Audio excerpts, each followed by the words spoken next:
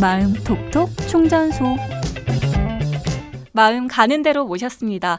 수요일에 만나는 그때 달라요. 자, 코로나19 때문에 집에 있는 시간이 길어지면서 참 많은 고민거리들이 생겼는데요. 그중에 하나가 바로 오늘 뭐 해먹지가 아닐까 싶어요. 오늘 이분과 함께라면 내일 점심 메뉴는 걱정 없을 것 같습니다. 자, 더스테이트 선유호텔 총괄 조리팀장 정원영 셰프입니다. 어서 오세요. 네, 안녕하세요.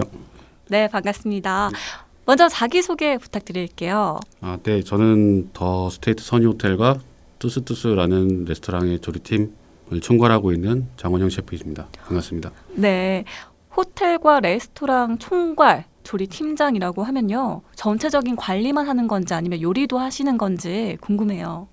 네, 일단 물론 같이 요리도 하고요. 네. 전체적인 관리도 같이 하고 있는데요. 저희 레스토랑 특성상 건강하고 다양한 식재료를 이용해서 요리 메뉴 개발을 하고 항상 테스트를 하고 있습니다. 그렇군요.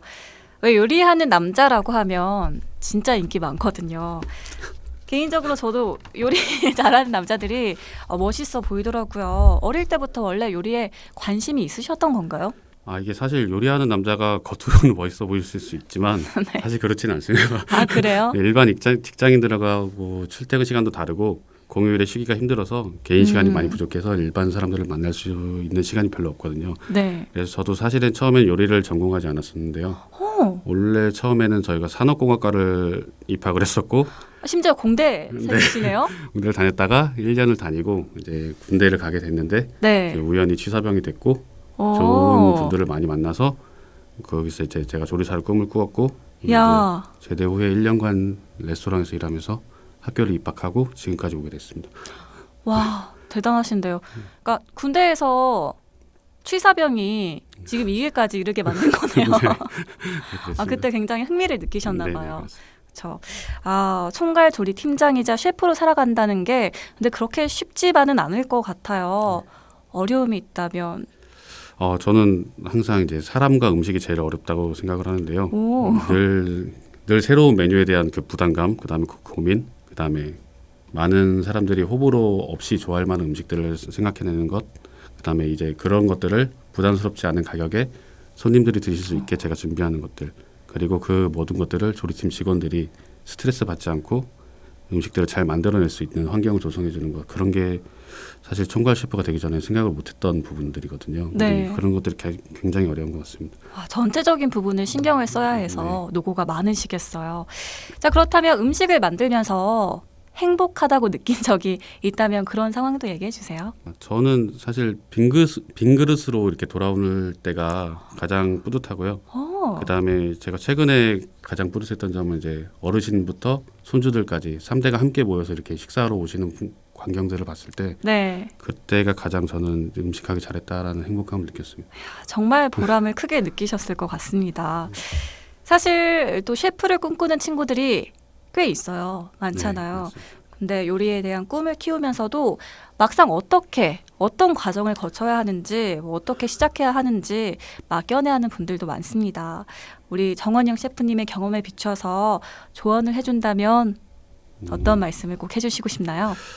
저는 제가 생각하기에는 그 요리사로서 처음 접근은 굉장히 쉽습니다. 사실 방법은 처음에 조리학교를 가는 방법도 있고 그 다음에 레스토랑에 입사 지원서를 내서 자기가 막내 생활부터 시작하는 방법들이 있는데요. 그런데 중간에 포기하는 친구들이 굉장히 많습니다. 시작은 쉬운데 그렇다고 너무 쉽게 생각하지 않았으면 좋겠습니다. 버텨낼 수 있는 열정이 필요하겠습니다. 앞에서도 또 잠깐 말씀드렸지만 코로나19로 인해서 우리의 외식 문화가 정말 많이 바뀌었습니다. 직접 현장에서 체감하시는 건 어떠신지 궁금하네요. 일단 뭐 저희뿐만 아니라 다른 업장들도 많이 어려졌다고 제가 많이 전해 들었고요. 그리고 최근에는 그래도 조금 상황이 나아졌었지만 아무래도 여러 명이 모여서 식사하는 것들이 손님들이 꺼려지게 되니까 레스토랑들을 많이 방문을 안 하게 됩니다. 그래서 저희도 걱정 없이 다 드실 수 있게 뭐 배달이나 포장 같은 것도 최대한 강화하고 그렇게 준비를 하고 있습니다. 그렇군요. 네, 좋은 사람들과 맛있는 음식을 먹는 그 행복한 나날들이 빨리 오길 우리의 일상으로 돌아갈 수 있길 바라면서 오늘 우리가 정원영 셰프를 모신 이유가 있습니다. 집에 오래 머물다 보니 정말 오늘은 뭐 먹지 하는 고민 하나와 또 집에만 있다 보니 확 찐 자라고 하죠. 살이 너무 찐다는 고민까지 있거든요. 이 두 가지 고민을 다 해결해 주셔야 합니다. 네, 안 그래도 제가 두 가지 고민을 한 번에 해결할 수 있는 좋은 음식을 소개해드리려고 합니다. 좋네요. 근데 아무래도 여기가 라디오 스튜디오다 보니까 직접 네. 음식을 만들면서 보여드릴 수는 없는 게 아쉽긴 하지만 그래도 쉽고 간단한 레시피로 소개해드리면서 메모해 두셨다가 내일 점심, 뭐 저녁 때 꼭 한번 만들어 보시면 좋을 것 같습니다. 네. 그럼 먼저 어떤 요리부터 시작해 볼까요? 먼저 집에서 간단히 해먹을 수 있는 요리로서요.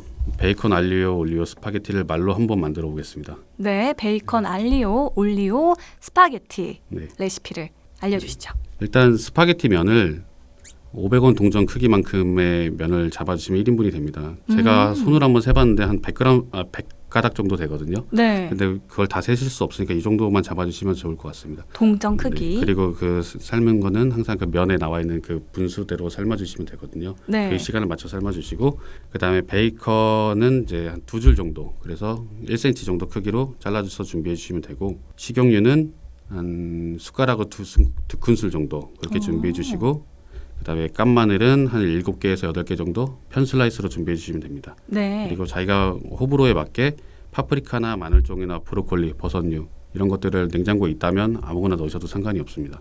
그다음에 매콤한 맛을 위해서 청양고추 같은 거는 하나 정도 준비해서 잘게 썰어 주시면 그렇게 준비해 주시면 됩니다. 취향에 따라서. 네, 그렇게 준비해 주시고 팬에 올리브 오일, 그다음에 마늘을 넣고 마늘이 어느 정도 색깔이 날 때까지 잘 볶아주시면 됩니다. 색깔이 날 때까지 볶아주셔야 되는 거죠. 골드 브라운 색으로 일반적으로 표현을 합니다. 네. 네, 그렇게 하면은 이제 오일에 마늘 향이 많이 배기 때문에 그렇게 준비해 주는 과정입니다. 그렇게 해서 베이컨, 청양고추, 그다음에 준비해둔 채소들을 넣고 채소 열이 고루 들어갈 수 있게 한 번 더 볶아줍니다. 이렇게 되면 저는 그 다음에는 원래는 사실 일반적으로는 레스토랑에서는 채소 육수나 치킨 육수 같은 걸 쓰는데 네. 저는 집에서는 그런 걸 준비할 수 없다고 생각하기 때문에 그렇죠. 그래서 그냥 물 한 컵 해서 조금 더 정도를 준비해 주시면 그 물을 넣어 주시고, 그다음에 저는 집에서는 그 혼다시와 참치액을 추천드립니다. 혼다시는 그 티스푼으로 하나 정도를 넣으시고, 네. 참치액은 자기가 좀 짜기 때문에 간을 약하게 드시는 분들은 한 티스푼, 그다음에 좀 세게 내가 좀 드시는 간을 분들. 세게 드시는 분들은 2티스푼 정도를 제가 추천해 드리고요. 네. 거기다 기호에 맞게 후추를 좀 넣어주시면 맛을 낼 수 맛을 있군요. 낼 수 있습니다. 그거에 맞춰서 이제 삶아놓은 면을 넣어주시고, 음. 이게 센 불에서 육수가 면이 스며들 수 있게끔 계속 휘저어주시면 네. 어느 정도 이제 그 육수가 줄어들고 거기서 이제 걸쭉한 농도가 납니다. 그렇군요. 거기서 이제 마지막으로 집에 그 엑스트라 버진 올리브 오일이 있으면 숟가락 하나 정도 넣어주시고 그렇게 향을 내주셔서 섞어주시면 그렇게 해서 그릇에 담아내면 완성이 됩니다. 혹시라도 그게 없으시면 네. 그 짜장라면에 있는 올리브 오일도 오일 저는 있잖아요. 그거라도 추천해드립니다. 이거 좋은 팁인데요. 네, 그렇게 네. 해서 완성을 해주시면 간단하게 알리오 올리오를 준비해 드실 수 있습니다. 네. 정말 이야기 들었을 때 크게 어려운 부분이 없잖아요. 손쉽게 해먹을 수 있는 파스타 요리인 것 같습니다. 이어서 또 리조또도 설명해 주세요, 셰프님. 네. 저희 업장에서 가장 많이 나가는 메뉴 중 하나인데요. 네. 네, 청양고추를 이용해서 크림 해물 리조또를 만듭니다. 이야. 근데 저는 사실 집에서 그냥 즉석밥을 이용해서 상관이 없다고 봅니다. 네, 즉석밥 중에서도 자기가 좀 그 식감이 좋은 걸 먹고 싶다 그러면 잡곡밥이나 보리밥 정도를 추천합니다. 저는. 네. 잡곡밥, 그래서, 보리밥. 네, 그리고 일반 마트에 가면 해물 종류들이 냉동으로 이렇게 돼 있는 것들이 저는 많이 봤거든요. 네. 근데 그런 것들을 혹시나 집에 준비해 두시면 마트에서 준비해 주시면 좋을 것 같고요. 네. 집에 혹시 냉동실에 새우나 오징어, 조개류 이런 것들이 있다면 잘게 썰어서 같이 준비해 주셔도 될 것 같습니다. 네, 그래서 저는 여기에 이제 간마늘 큰 숟가락으로 반 숟갈 정도 준비해 반 주시고, 스푼 정도. 그리고 양파는 한 4분의 1개 정도를 곱게 찹을 해주시면 됩니다.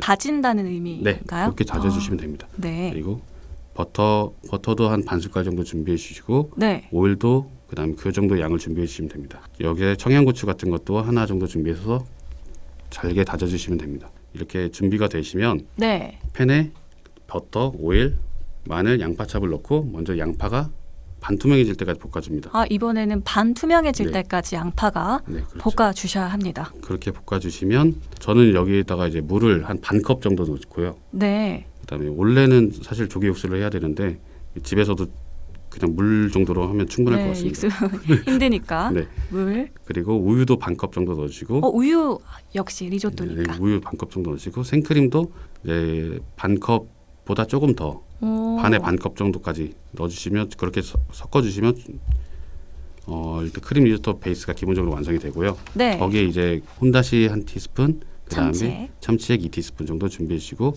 혹시 그리고 집에 파마산 치즈 가루가 있다면 그것도 한 숟갈 정도 넣으시면 더 깊은 맛을 내실 수 있습니다.